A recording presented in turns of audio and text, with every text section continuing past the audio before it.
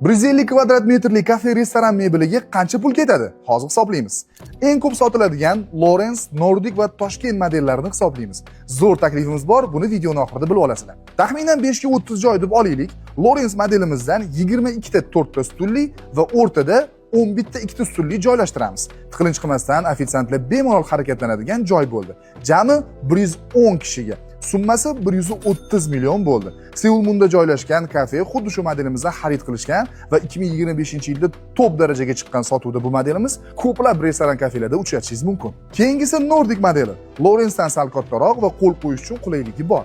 Bu modeldan ham xuddi shunaqa 110 kishilik joy qilamiz, summasi 150 million bo'ladi. Bu modelimizni Bon Mangal restorani xarid qilishgan. Oxirgisi Toshkent modeli. Shu sanaganlarimiz ichida eng qulayi va eng kattasi. Dizayni ham juda ham chiroyli. Bu modelimiz Lokmako filiallarida turibdi. 150 kvadrat metrga 110 kishilik joy qilsak, narxi 175 million bo'ladi.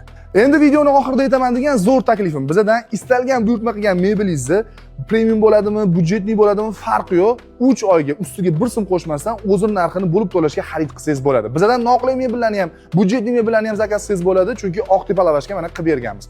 Hozirroq kommentariyaga necha kvadrat metrga mebel hisoblab beringlar, yozib qoldiring yoki ekraningizdagi ushbu raqamlarga telefon qiling, bemalol bepul konsultatsiya soatlab o'tirib gaplashamiz. Furniklas aloqada.